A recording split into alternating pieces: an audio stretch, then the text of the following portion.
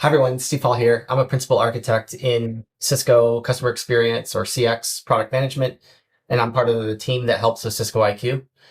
And in today's video, I want to walk through showing how to set up IQ Link, which is basically our remote appliance or our proxy that bridges connectivity from your premise and the devices on your premise that might not be controller managed. Or if there's controllers on your premise, like Catalyst Center or Nexus Dashboard Fabric Controller, and being able to pull information from those devices and then go send that back to the IQ cloud instance. So we're going to be walking through specifically in this video how to install IQ Link. So where to go to download that, how to install the VM, how to set up the network settings, and then we're going to walk through the credential management, adding a device, a direct device connection, and getting that device discovered through the scheduled process that IQ Link runs. We'll show how you can change how often you want to schedule the ability to go collect information from that device. And then finally, I'll walk through some of the general settings in Cisco IQ Link for you to be aware of. So with that, let's get into it. So there are a couple of ways that I can get the IQ Link software. The easiest way is to go into System Settings here, go to the Software Catalog option, and then I'm presented with the IQ Link software that I can download. So I can click Details if I want to see some information, essentially the release notes for the release, so I can consume that. You can see specifically here, we support ESXi, Hyper-V, and KVM currently as virtualization platforms. We are also working on supporting Nutanix as a platform in an upcoming release. So then based off of that, I'll click download options. And then because this is a greenfield install, I don't already have IQ Link installed, I'm going to choose installation packages. If I wanted to download the update package, I could download that, and that would be helpful if I needed to sneaker net it over to the appliance. But if the appliance can reach out to the internet, if IQ Link can reach out to the internet, IQ Link will be able to update itself, and you'll see that later in this video. So I'm going to choose installation packages, and then it's going to ask me the hypervisor that I'm going to use, which for demonstration for my scenario in my lab, I'm going to use KVM because I'm running it virtualized within a Linux server. And then I'm going to choose the current version, which we are currently running. 1.1.1 is the latest release, but 1.1.0 is the latest base release that I can install for Greenfield. And then once I install, you'll see it'll prompt me to update to 1.1.1. So I'm going to choose this. I'm going to click download, and then it's going to go and then download this file to my desktop. And then I'm going to go follow whatever my process is to take that file and go stick that into my virtualization hypervisor environment to then go get that booted up as a VM. I can also grab the file another way in data connectors when I go and click add Cisco IQ Link, presented with this wizard, which we're going to use in a second. And I can also do the same thing, choose my hypervisor, my version, click download, and get the file there. Okay, so now I'm going to boot up my virtual machine in my virtualized hypervisor environment. And then when that boots up, I can either connect via console, or I can SSH into the device if it's able to pull a DHCP address. And if I know what address it obtained, then I can SSH into the device with the username admin and the password of admin and be able to get in that way, depending on whether you have DHCP enabled or not at this point. We'll be setting the IP settings through the console or the SSH connection anyway. So if you need to change those at a later point, it's going to be easy to do that. Okay, so if DHCP pulled an IP address and I know it, I can SSH into the device, log in with admin as a username, admin as a password. Otherwise, I can pull up my virtualization console and be able to get in that way and log in again with admin and admin. And then I'm going to configure network settings. So at login, I'm presented with this menu. I'm going to select one to configure network settings. And now I'm going to go through and I'm going to fill out my information here. So I'm going to fill out an IP address with the subnet mask, the default gateway, and my DNS servers. I'm going to put in my DNS search domain and the time server, and then I'm also going to say whether the time server needs authentication or not, and then I'm going to specify a strong complex password. And then I'm going to say yes to apply this network configuration, and it's going to go run through this configuration process. This is going to take about 20 minutes as it's going to go pull some information down as it goes and does this. I've sped up this process in this video so that we don't have to sit here in silence for 20 minutes. I do recommend that you check your network settings and connectivity from this VM out to the device before running through the setup process, because if you get it wrong, you have to wait 10 or 20 minutes before it gives you feedback that you've got connectivity issues. So it is beneficial if you can to ensure that you've got that information and the reachability is accurate before going through the network configuration wizard. Okay, so when it's done, we can hit enter to return to the main menu where it's going to confirm the network settings we just configured. You can see up top, we want to open our browser, navigate to CIQ-infra-host. That's a local URL that we're going to use to access the web UI now in order to finish the configuration. So I'm going to hit Q and I'm going to exit out of this menu and open a web browser. All right, I'm going to open in a web browser that address that we just saw. I'm going to select my region for IQ Link, where it needs to register into, and I'm going to start through this wizard. The first thing that's going to do is a connectivity check to make sure that IQ Link can reach out to the internet to register to the cloud services for IQ. Once it checks that, then it's going to present a device ID and a claim code, and we're going to use those codes to register IQ Link to our cloud IQ instance.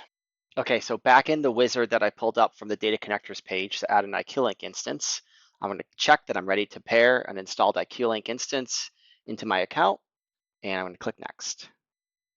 I'm going to give it a host name so that I can identify inside my IQ account which IQ Link instance this is, because I can have multiple IQ Link appliances registered into my account. And now I'm going to go take my codes that are available from the IQ Link user interface, and I'm going to paste those into my cloud instance configuration. It's going to say that IQ Link has been added. So now I'm going to switch back over one more time to my IQ Link appliance user interface. And you can see that it's checking network requirements.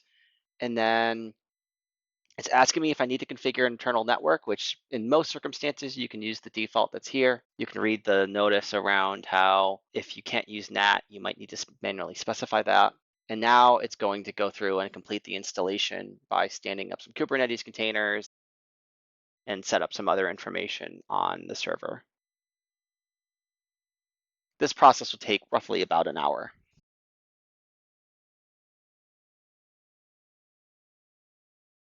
When you see the loading application screen, this should redirect you to a login page. If you don't see this redirect, make sure that you did access the IQ Link user interface through the host name that was provided in the setup instructions and not through the IP address. If you're accessing to the IP address, it'll prevent that redirect from working, and you'll have to open a new browser and access via the host name in order to get the login prompt. Okay, so once the installation is finished, I can now go to the URL that was provided in the setup again, and it'll prompt me with a login screen to log into the local IQ Link web browser. So that username is always going to be admin for the username, and then the password is going to be whatever I set up earlier in the command line setup wizard. So I'm going to go put my credentials in and log in to IQ Link.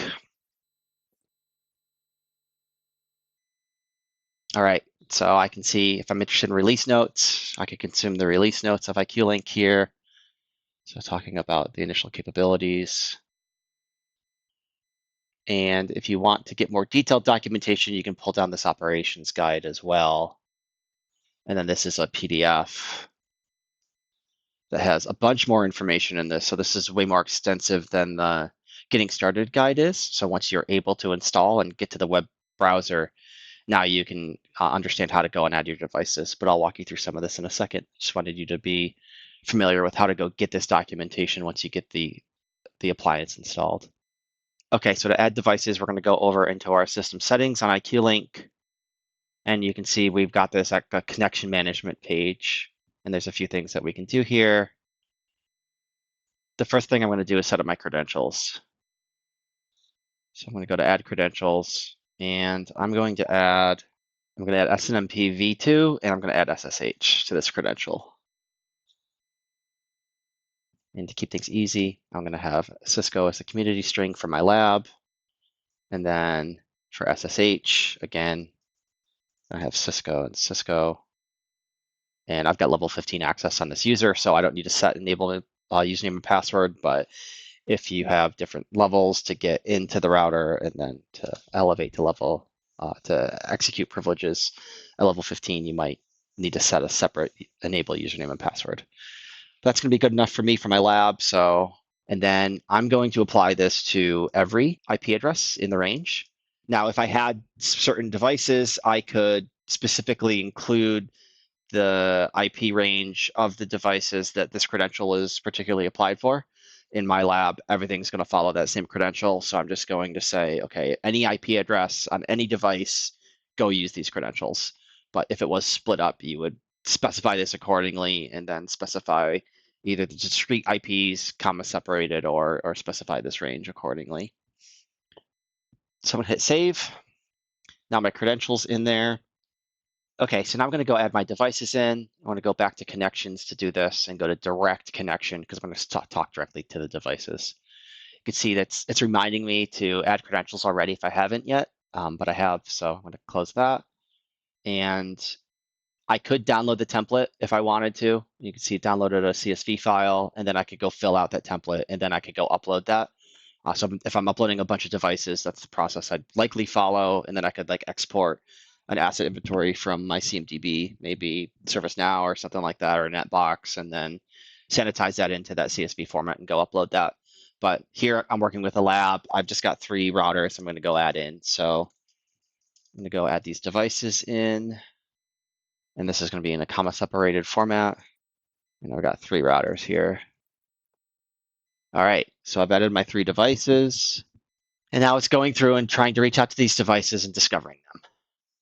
If you want to add devices that are controlled through Catalyst Center, through IQ Link, you use this option right here, and you put in your IP address of Catalyst Center, and then you'd select your credential that you've defined. And you can see that only HTTP credentials are supported for Catalyst Center. So let's go over the credentials section and show you.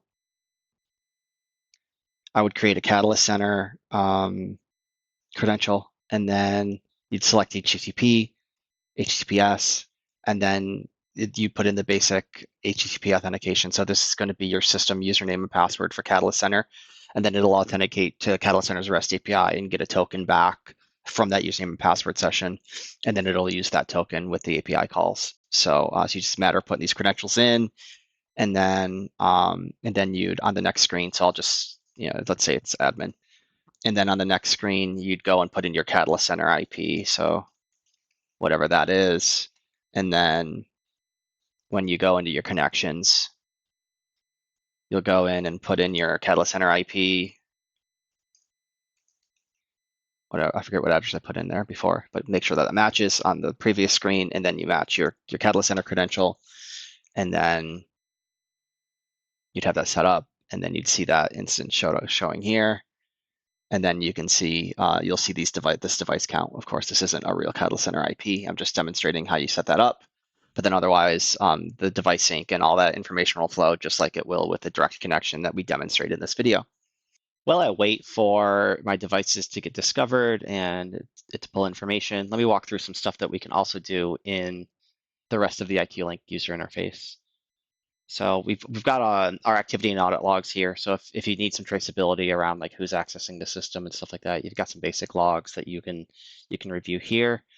And then in the system configuration, we've got a bunch of settings I can walk through. So if you needed to, you could define a banner and have a banner pop up on IQ Link. So if you have some people logging into IQ Link, but maybe you're planning to take a maintenance and push an update to IQ Link, you could go and put a banner up, or you could just have like a terms of use banner nailed over the top if you need to do that from a compliance perspective. You also can configure an identity provider. So if instead of using local administrator accounts on IQ Link, you want to integrate it in with single sign-on, you've got the ability to go do that. So you could go and add your identity provider in and then walk through the configuration to go and do that. We can also take a look at our IQ connectivity. You can see here that I'm registered to a demo account we've got on Cisco IQ, and you can see who registered the account in, which was me. If you registered through a proxy, or if the proxy settings changed, you can go to connectivity settings, and then you can define the proxy settings and the authentication settings for that if those change at some point in the future. If you need to change your password, you can do it here in the local admin security. And then you can also set up security questions in case you need recovery assistance for getting your password in the future. We can also reconfigure the NTP servers that we defined during the IQ Link setup. So if I need to change those, this is where I do that. Also, we can point IQ Link to an external SCP server. So if you want to host your update files for IQ Link over on another server, this is where you go put that external information in. And then when you go and update IQ Link, it'll use that SCP server to go pull that file across. We can also sign and apply certificates on the device. So by default, it's going to use a self-signed certificate that you're going to have to accept when you access the web page. So if you've got a signed certificate from a trusted CA in your enterprise and you want to apply that to IQ Link to get rid of that certificate trust warning, every time you log in, this is the place you'll go to go do that. So you can generate this signing request, and then you can upload the certificate here.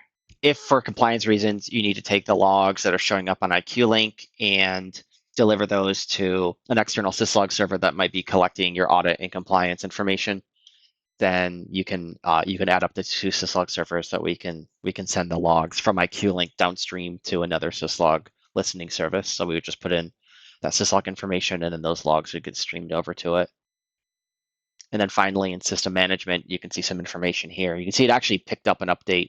We re-released a couple of days ago 1.1.1 version, so it's a patch from the 1.1.0 base release that I installed and I'm currently running. So if you pull down the install, it's going to check for an update, and you can see that it's scheduled the update. I can change when I want the update to happen. So I could say update later, and then I could schedule this to maybe go and do an update tonight. So I'm going to go and just specify for this to go at, let's do it at 10 p.m. at night.